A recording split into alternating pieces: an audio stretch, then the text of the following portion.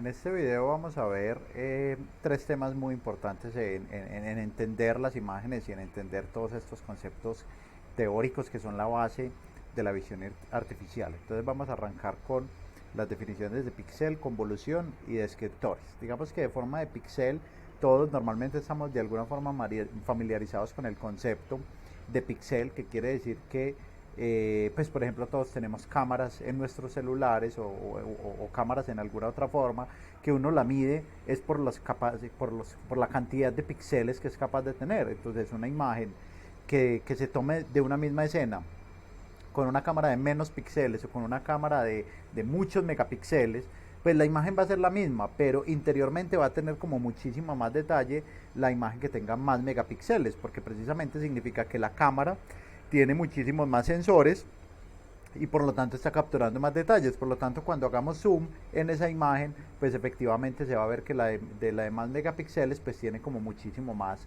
detalle. Entonces básicamente, así como el muro que ustedes ven en el fondo, un píxel es como una especie de ladrillo y que píxel a píxel se construye, digámoslo así, una imagen. Entonces son como una unidad, son como el átomo, que bueno, aunque el átomo en algún momento se pensó que no se podía dividir, pero en este caso pues los píxeles son una creación artificial del hombre y sí se pueden, no se pueden dividir en este caso, listo. Entonces cada píxel va a tomar un valor, por ejemplo si estamos hablando en escala de grises, que va de 0, que sería el negro, es decir, ausencia total de color, a el máximo valor que sería 255, que sería la mayor intensidad. Entonces con el estándar que tenemos hoy en día, se habla de que una pantalla tiene 16 millones de colores, independientemente si es de baja resolución o de alta resolución. Es que la resolución no me dice la cantidad de colores que puede tener una imagen. La resolución lo que me dice es la cantidad de píxeles que tiene. ¿Listo? Entonces, se habla de que una imagen tiene 16 millones de colores. ¿De dónde sale ese número? Pues en realidad es 16 millones 500 algo, no recuerdo pues como la cifra exacta, pero se obtiene muy fácil y es porque como una imagen es de tres canales, R, G y B, entonces lo que tenemos es, si cada pixelito puede tener 256 posibilidades de R, 256 posibilidades de G y lo mismo de B, si usted coge y multiplica eso, le da, 250, le da más de 16 millones. Entonces, digamos que por eso es las posibilidades que tenemos allí para nuestros monitores con la tecnología que están viniendo hoy. Yo no descartaría que en algún futuro se inventen otra tecnología que no tenga un estándar RGB, sino que tenga otro estándar, otras posibilidades, que no tenga una profundidad de 8 bits, que es lo que nos da las posibilidades de 0 a 255, sino que tenga otras profundidades y entonces podemos tener unas pantallas con otras condiciones diferentes. Pero por lo pronto estamos normalmente en eso. Y como son posibilidades de 8 bits, entonces por eso el formato que se utiliza normalmente es el formato entero sin signo. Recuerden que la U viene de unsigned, que es sin signo, de 8 bits. Y el sistema coordenado de una imagen inicia en la parte superior izquierda de la pantalla, ¿listo? Entonces en la parte superior izquierda tenemos la coordenada 0, 0 y las horizontales, o sea las X, avanzan hacia la derecha y las verticales, o sea las Y, arrancan hacia abajo en sentido positivo. Entonces básicamente esto sería lo que tenemos. Por ejemplo, ahí tenemos una imagen de 8x8 y ese 8x8 por ejemplo está representando una I. Aunque bueno, en realidad no nos concentremos en el negro, porque uno normalmente diría todo es negro a no ser de que lo pintemos de otro color. Entonces casi que estaríamos teniendo dos recuadros, dos rectángulos a los lados, que son los que nos estarían indicando un 255 en su valor de píxeles. Pero esta imagen lo que más importa es el valor o la posición, como para explicar el sistema coordenado. Entonces ustedes ven que en el de arriba a la izquierda estamos en la posición 0, 0 y en el extremo de abajo a la derecha estamos en la posición 7, 7 y así pues seguramente se identificarán. Entonces hay que tener muy en cuenta cómo es este sistema coordenado para ver cómo empezamos a navegar a través de las imágenes cuando ya estemos programando. Es muy importante la definición de convolución. Yo estoy casi seguro que ustedes ya se han visto de alguna forma con una operación de convolución entre las imágenes. Recordemos que una convolución es la transformación de dos funciones en una tercera. Entonces es como una especie de media móvil. Analicemos esa integral que está allí. Si yo quiero hacer una convolución entre f y g, que son dos funciones que están dadas en función del tiempo, pues lo que uno hace es una integral de f y g, pero mire que g la estoy desplazando. Mire que nuestra derivada es en función de otra variable que está entre menos infinito e infinito. Entonces prácticamente como coger una función y pasarla sobre otra. Esto se utiliza mucho en una analogía que es de ventanas deslizantes. Imagínese usted en su casa tener tener una ventana donde una ala es fija y donde otra ala es móvil. Y suponga que es deslizante, no es una ventana de las que se abre así como abatible, sino que es una ventana de las que se deslizan y en algún momento pueden estar una sobre la otra y en otro momento no. Entonces imagine que un vidrio fuera de un color y otro vidrio fuera de otro. Entonces en la medida en que se van superponiendo hay unas áreas que se superponen y en unos momentos pueden estar totalmente superpuestas e inclusive si la ventana pudiera continuar, pues entonces esa área oscura que se genera por la superposición de los dos colores empieza pequeña, pequeña, pequeña, pequeña, llega a un punto máximo hasta que vuelve a estar pequeña y pequeña y pequeña y pequeña. Entonces básicamente, como de una forma gráfica, ese es el concepto. Y aquí tenemos una animación que explica básicamente eso. Si tuviéramos una función que tuviera como este tipo de gráfica o este comportamiento que es asintótico pues al infinito en cero, por ejemplo, y tenemos otra función, por ejemplo, que sea una función que es como este cuadro que viene avanzando por allí. Movemos el cuadro desde menos infinito hasta infinito y eso lo que me va a generar es precisamente ese efecto y la convolución entre esas dos imágenes sería pues el resultado que se ve abajo. Entonces mire que tenemos dos funciones cuyo proceso de convolución, pues de poner una sobre la otra, desde menos infinito hasta infinito, pues nos da como resultado la imagen de abajo. Sin embargo, las imágenes no son funciones que dependan del tiempo, sino que en realidad son temas discretos, porque son matrices y son matrices con un número finito de elementos. Entonces, si queremos analizarlo, digamos que en visión artificial lo que se utiliza es tener una imagen que es una matriz y le hacemos una operación de convolución con un kernel. Un kernel es una matriz más pequeña, normalmente es más pequeña, o siempre que la he visto en realidad es más pequeña, y la hacemos sobre ella. Entonces lo que hacemos es pasar supongamos que esta grande es la matriz, lo que hacemos es suponer que este es el kernel, que es una matriz más pequeña, pasa sobre cada uno de los píxeles de ella recorriéndolo. Ahorita hacemos un ejemplo práctico en Excel. Entonces, esa matriz de convolución o kernel o máscara como se llama, lo que hace es pasar por toda la imagen transformándola. Entonces así es donde se aplican filtros, medianas y un montón de cosas que sirven para detectar bordes, que es lo que vemos ahora. Entonces es una analogía de una ventana deslizante. Aquí tenemos una expresión, como una matriz es en dos dimensiones, por eso tenemos dos sumatorias. Y lo que hacemos es aplicar precisamente ese desplazamiento en S y T y llevamos S y T desde un valor hasta un valor. Listo. Entonces básicamente esta es como la expresión discreta de la convolución que nosotros realizamos sobre la matriz. Entonces por eso cuando aplicamos un filtro o cuando aplicamos un kernel o una máscara o una matriz de convolución, precisamente lo que estamos haciendo es eso. Una matriz pequeña que recorre una matriz grande que es la imagen y la transforma. La transforma para obtener algo en ella. Eso lo vamos a ver ahorita. Entonces, dependiendo del kernel que apliquemos, se genera un cambio en la imagen. Por ejemplo, si no queremos modificarla, aplicamos el kernel identidad. Si queremos detectar bordes, aplicamos unos kernels que ya han ido teniendo nombres y ya se han ido convirtiendo en clásicos. Un Cani, un Sobel, un Laplaciano. Si queremos afinar, aplicamos un kernel tipo Sharpen, pues que en inglés Sharpen es como afilar, ¿sí? O afilado. Si queremos difuminar, aplicamos otros kernels como el Blur, como el Gaussiano, que nos hacen ese tipo de operaciones. Aquí hay un enlace que yo se los coloco en el video en YouTube, en los comentarios, lo voy a abrir aquí rápidamente, y nos muestra unos kernels comunes que existen en Computer Vision.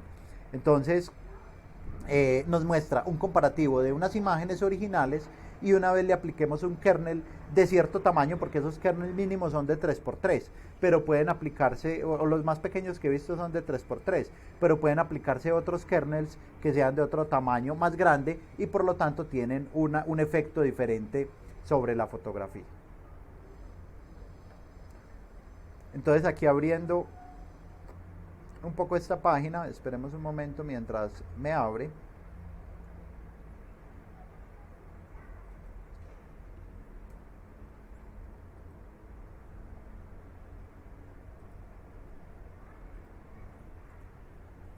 Miremos, aquí ya me abrió. Entonces, por ejemplo, él dice, vamos a utilizar un Simple Box Blur. Y miren, por ejemplo, si uno aquí observa una imagen, por ejemplo, de una casa antigua, con este kernel, ellos normalmente, lo que uno busca normalmente, que un kernel no le cambie la magnitud a la imagen. Entonces, al aplicarle el kernel a una imagen, pues si tiene 9 posiciones y voy a poner un 1, entonces en todas las posiciones lo divido por 9 para que no le cambie la intensidad, sino que haga una transformación. Y enseguida vemos un poco en Excel cómo se hace eso. Todavía no se estresen de la forma en la que se hace esta operación sobre la imagen, sino que miren que, por ejemplo, al aplicarle este kernel a esta matriz grande, que es una matriz muy grande, porque miren que tiene muchísimos píxeles, pues lo que hizo fue como suavizarla, como ponerla más borrosa. Un Gaussian Blur le hace ese proceso de ponerla más borrosa. Por ejemplo, estas convoluciones, miren que tienen como unas líneas, por ejemplo, una línea de 2 vertical o horizontal. Entonces aplican una detección de bordes, por ejemplo, horizontales. O por ejemplo, este no tiene como tal una línea marcada. Y miren que la sumatoria de todos da 0. ¿Sí la vieron? Entonces, miren que por ejemplo este genera una detección de borde. Entonces podemos resaltar detalles en las imágenes que en realidad queramos a partir de visión artificial y el procesamiento de imágenes, pues resaltar algún detalle que queramos en la imagen. Entonces ahí hay otros, miren que este detectó como algunos bordes, pero también conservó muchísimos otros detalles, etc. Entonces ahí hay unos ejercicios interesantes y unos kernels que les recomiendo explorar un poco más. Vamos a utilizar el Vision Assistant para, por ejemplo, procesar estas dos imágenes. Todavía no estoy entrando en forma en los videos del manejo de la View y del Vision Assistant para procesamiento de imágenes. No me voy a concentrar en explicar pues como los detalles de la herramienta, sino más bien utilizarlo. Por ejemplo, este Einstein tiene algo que se llama un salt and pepper, que es como un sal y pimienta.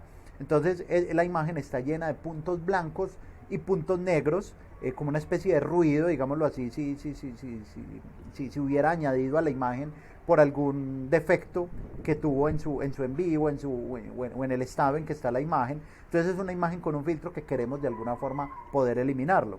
Y por ejemplo, aquí tenemos a Lena. Lena es una chica que en su momento era, creo que era de Playboy, o simplemente pues era una modelo de fotos desnuda. Por ahí existe la foto de ella completa, pero digamos que alguno de los genios de la visión artificial en su momento seguramente le gustaba mucho esta chica o algo así, y esta foto que yo tengo acá, pues que obviamente se recortaron y tiene recortadas las otras, el resto de ella. Pero digamos que esta chica se obsesionó mucho con ella, esta persona seguramente, y se utiliza mucho en visión artificial esta imagen de ella, ¿sí? La imagen solamente del rostro de ella, y le hacen todo tipo de aplicaciones. Entonces aquí tenemos como un contraste entre una chica como una modelo, y Albert Einstein pues como un referente de la ciencia y de de todo pues el mundo moderno y las grandes transformaciones que él logró. Entonces vamos a hacerle, por ejemplo, a Lena vamos a suavizarle la foto, es decir, vamos a hacer uno de los filtros que se mostraban ahorita, y a Einstein vamos a tratar de aplicarle un filtro, aunque es complejo, pero vamos a ver qué tanto logramos mejorar esa imagen de Einstein para tratar de eliminarle esos filtros. Entonces vamos a abrir el Vision Assistant.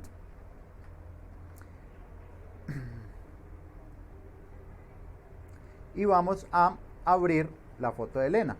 Entonces si abrimos la foto de Elena, ahí la tenemos, y uno lo que podría hacer es transformarla en escala de grises, como por ejemplo extraer uno de los planos, por ejemplo el plano rojo, y allí aplicarle un filtro. Por ejemplo, miren todos los filtros que podemos aplicarle: un pasabajas, media local. Miren que ahí ya se difuminó un poco ella, se logra ver que aquí en la parte izquierda tiene como más detalles en cada una de las curvas. Si usted le mira los labios, los ojos, la nariz y cada una de las facciones, o inclusive en el sombrero, como la textura de esa tela que rodea el sombrero, aquí ya se va perdiendo un poco más en la imagen, como a la derecha, ¿sí? Por ejemplo, un suavizado con un filtro de 3x3, pero si yo le aplico por ejemplo un filtro de 7x7, obviamente se va a suavizar muchísimo más. Entonces miren que por ejemplo como una herramienta ya tiene la forma de implementar todos estos filtros. O por ejemplo los detectores de bordes que les hablaba ahora, los diferentes detectores pues que existen ahí dentro de la herramienta. Listo. Entonces ya dejemos a Lena y cojamos a Einstein. Entonces voy a tomar a Albert Einstein y vamos a aplicarle un filtro. Entonces aquí le extraemos el plano porque es una imagen que venía a color, aunque se ve en blanco y negro, pues entonces venía cada uno de los tres planos iguales. Le extraje un plano y ya es una imagen en escala de grises y vamos a filtrarlo de alguna forma, por ejemplo con una media. Entonces miren que al aplicarle una media de 3x3, de alguna forma ya se han ido borrando todos esos ruidos, ¿sí? Él lo que hace es píxel a píxel ir calculando la media a medida que va pasando ese kernel por todo el camino. Y de hecho ahí nos está mostrando cuál es el kernel que él está utilizando. Entonces en la medida en que lo coloquemos más grande, vamos a lograr, por ejemplo, que Einstein quede más libre de toda esa sal y pimienta que va en la imagen. Y por ejemplo, mire que ahí aplicamos un filtro de 7x7 y ya logró remover la mayoría de la sal y pimienta, pero esto también tiene un costo, y el costo es que, digamos que la nitidez de las facciones de la persona, pues obviamente él hace como un efecto también de suavizado. Entonces a pesar de que mire que la cortina, la parte de atrás logramos verla, o ese fondo que tiene él en la imagen, logramos verlo como un poco más detallado que ahora, que en la otra que la sal y pimienta no nos permitía verlo, pues de alguna forma también perdimos detalles sobre el rostro de él. Entonces ahí habría que hacer un proceso pues bien interesante sobre cuáles filtros utilizar para remover esos extremos, porque sal y pimienta se utiliza es porque tiene unos extremos de cero, ausencia de color, y unos extremos de blanco, que sería el máximo nivel de intensidad en el color. Pero miren que pues uno podría atreverse a decir que la imagen de la derecha es una mejor imagen que la de la izquierda, porque ya permite de alguna forma reconstruir más el objeto o la persona que hay detrás de ella. Entonces vamos a dejar este ejemplo hasta ahí. Vamos a seguir con la presentación. Entonces seguimos. Vamos a ver entonces qué son esos kernels. Yo he preparado este ejemplo. Supongámonos que esta es una imagen original, ¿sí? De unos píxeles, no sé hay cuántos píxeles por cuántos píxeles tenga, tal vez unos 10 por 10 o 15 por 10, no recuerdo el tamaño. Pero ¿qué estaríamos teniendo allí? Mire, esta es la imagen original, no se enreden todavía con todo lo otro. Esta es la imagen original y esta imagen nos estaría diciendo que lo que tenemos es un borde negro, porque es en escala de grises. Miren que solo tengo una matriz, y solo tengo una matriz es una escala de grises. Entonces si tengo solamente un canal, aquí lo que estaría teniendo es puro negro con un cuadro blanco en el centro. ¿Listo? Entonces lo que yo aquí tengo es un montón de kernels que puedo copiar, y el kernel que le voy a aplicar se lo voy a hacer a esta imagen original. Entonces el resultado de aplicar este kernel, ¿cómo se aplica esto? Mire, es como coger este kernel y ponerlo acá, ¿sí? Y hacer una operación de 1 a 1, es decir, coger este píxel con este píxel con este píxel con este píxel con este, y así sucesivamente. Todos estos 9 estarían en esta posición, pero solo afectan al píxel del centro, es decir, el resultado de toda esa operación se va solamente para este píxel del centro. ¿Cómo afecto este otro píxel? Pues tendría que poner todo este kernel en toda esa posición para que afecte el píxel del centro. Entonces más de uno se estará preguntando, bueno, entonces ¿cómo afecto este? Pues tendría que haber puesto ese píxel aquí en esta posición como en la que estoy marcando aquí, sino que como este está así, tendría que hacerlo sobre este, es decir, coger los píxeles de afuera. Entonces allí es donde uno debe determinar, eso se llama un PAD, PAD.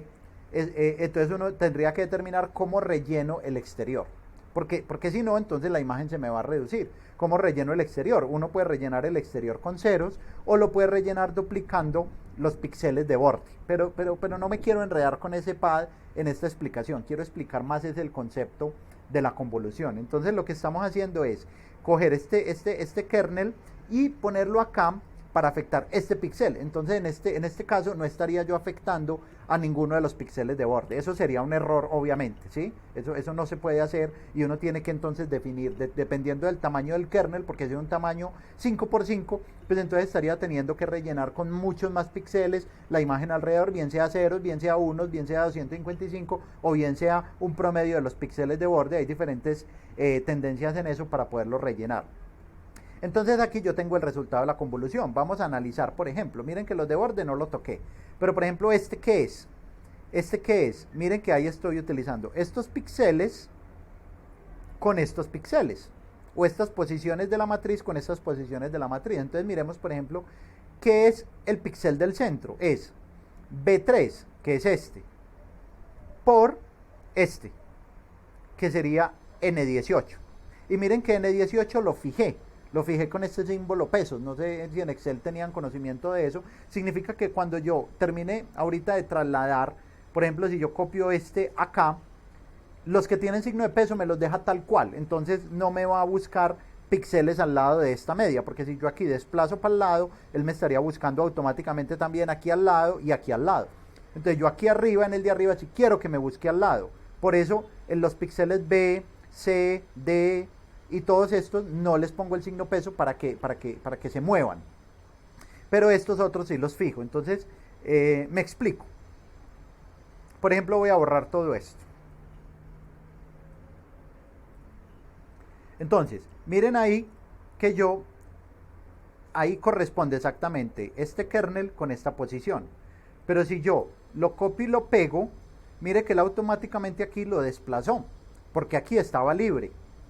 Pero estos otros no los desplazó porque estaban amarrados tanto en la componente de columnas como en la componente de filas. ¿Listo? Entonces, de forma similar, si yo copio esto y lo pego en toda la imagen, entonces toda la imagen, si yo coloco cualquier píxel, pues este pixelito que acaba de detectar, ¿qué es? El producto de hacer esta parte de la imagen con este kernel. Entonces miren que es la multiplicación 1 a 1 de cada una de las 9 posiciones y al final divido por 9. Entonces miren qué ocurrió ahí. Al aplicar este kernel de media, ¿sí? Este kernel es un kernel de media que lo copié de acá. Aquí simplemente lo tengo es para poder coger y copiar y pegar acá en esta posición. Entonces mire que este kernel de media que hizo, muchachos, hizo una suavización, porque anteriormente había un cambio brusco de 0 a 255, veníamos del negro y de un píxel a otro pasó a blanco. Y eso, entonces, un kernel de media como el que le aplicamos ahorita a Lena y como el que le aplicamos a Einstein, lo que hace es suavizar. Entonces miren que él suavizó, de 0 pasó a 28, después pasó a 57 y después pasó a 85 y se queda suave. Mire, por ejemplo, que aquí pasó 85, 170, entonces en el centro conservó el blanco. En el centro más adentro conservó el blanco, pero hacia los bordes fue haciendo como una especie de difuminado hasta llegar el negro. Entonces eso es lo que hace un filtro de media o un kernel de media. Por ejemplo, apliquémosle un Cani X. Un Cani X, miren lo que hace.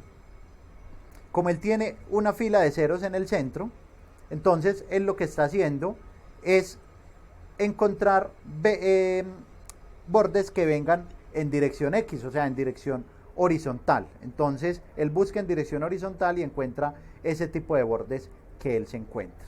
Por ejemplo, este Sobel, vamos a mirar este Sobel X.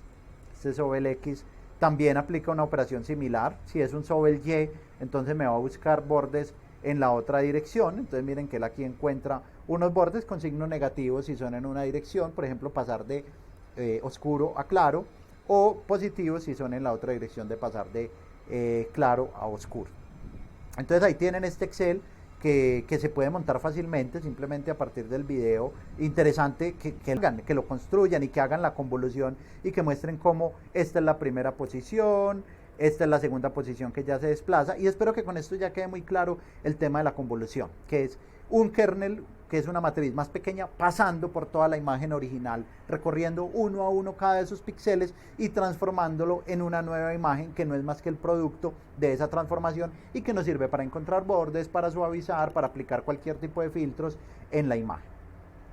Entonces sigamos con la presentación, ¿Qué son los descriptores? Ya pasando a otro tema, los descriptores son características visuales en la imagen, representan color, textura, por ejemplo los histogramas que lo veíamos en un video previo, nos representan un montón de cosas en las imágenes. Entonces, por ejemplo, aquí vemos el histograma que nos dice que prácticamente es una imagen. Si fuera una imagen en escala de grises, yo me atrevería a decir que es una imagen más bien clara, porque tiene muchísimos píxeles por acá concentrados cerca al 255.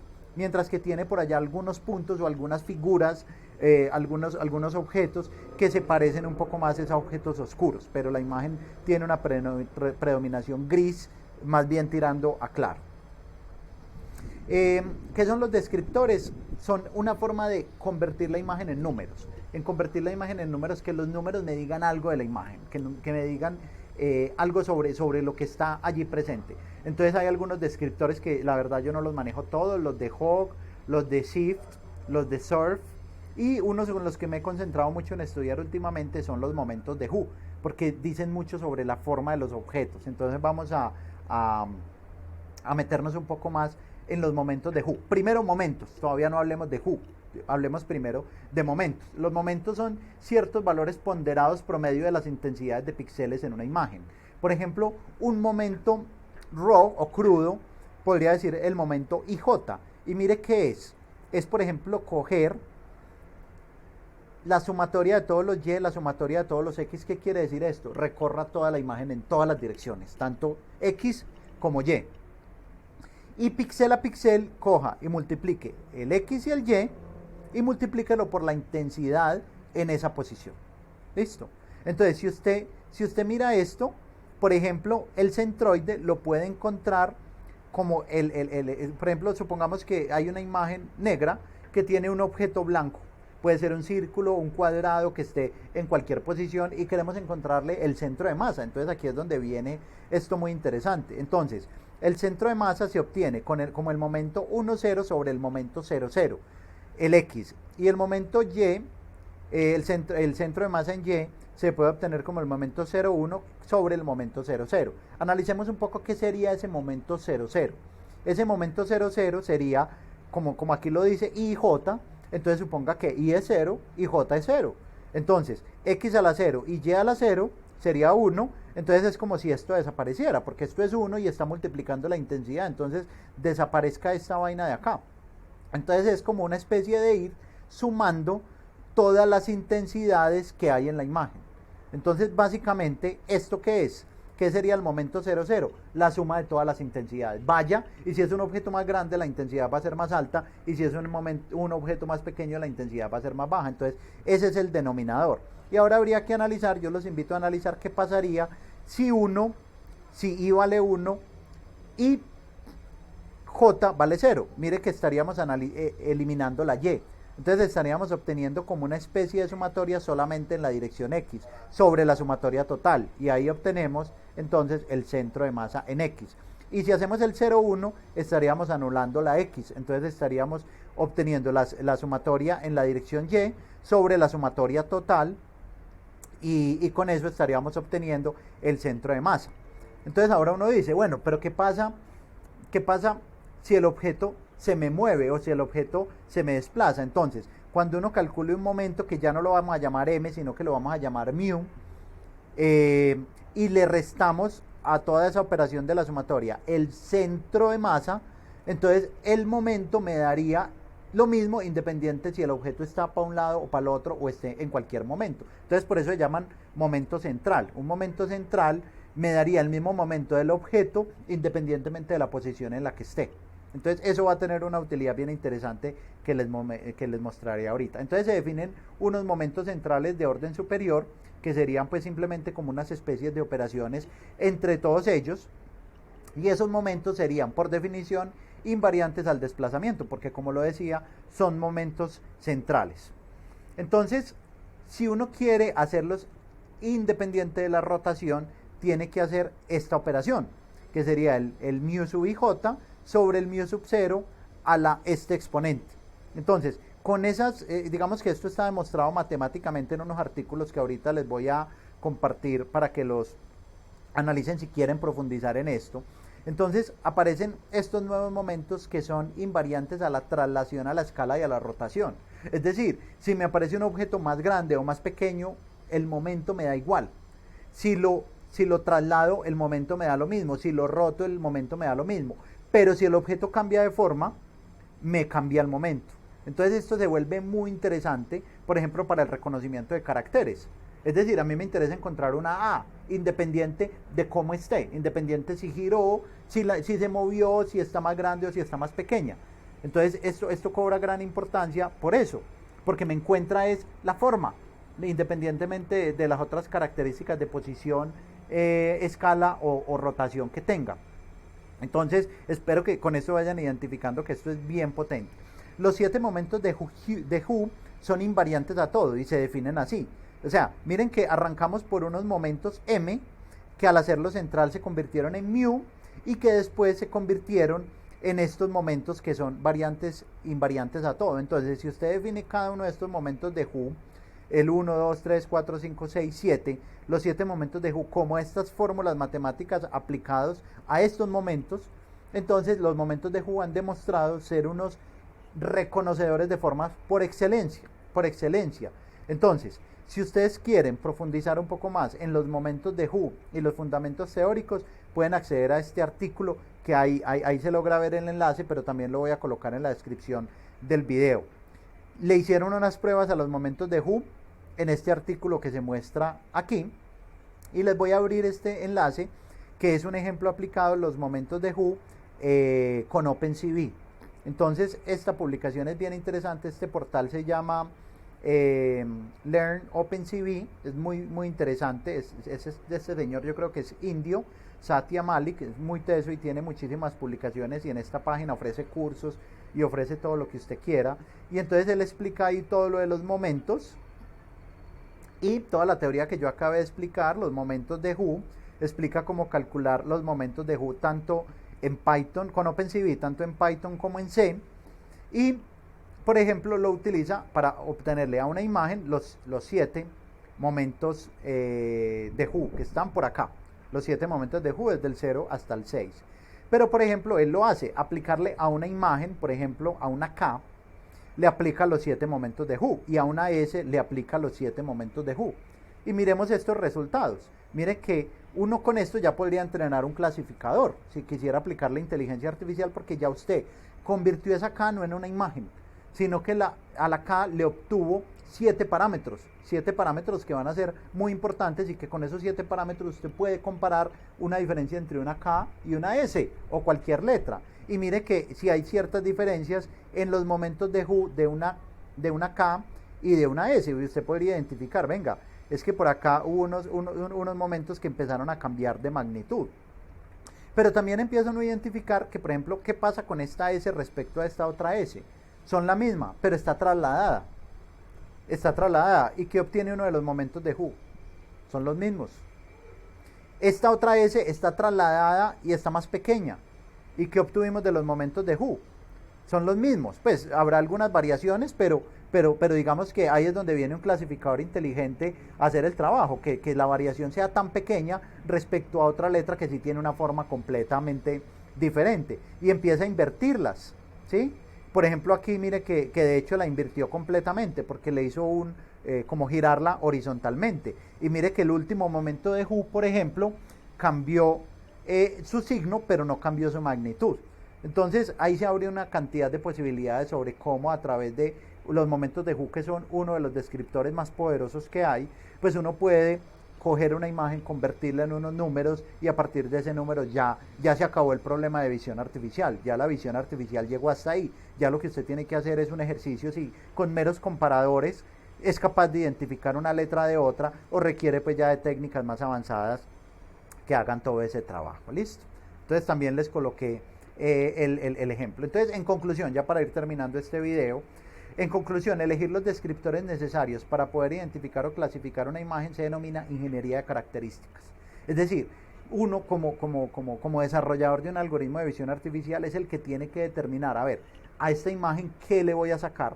¿Qué le voy a sacar para que en realidad yo pueda encontrar lo que quiero encontrar en esa imagen. Eso se llama ingeniería de características. Como un abrebocas a otros conceptos más modernos, por ejemplo, el deep learning, el aprendizaje profundo, hace él solo la ingeniería de características. Entonces el deep learning, usted lo que hace es meterle imágenes y él solamente aprende qué características tiene que identificar y él solamente te lo clasifica y te lo entrega al final.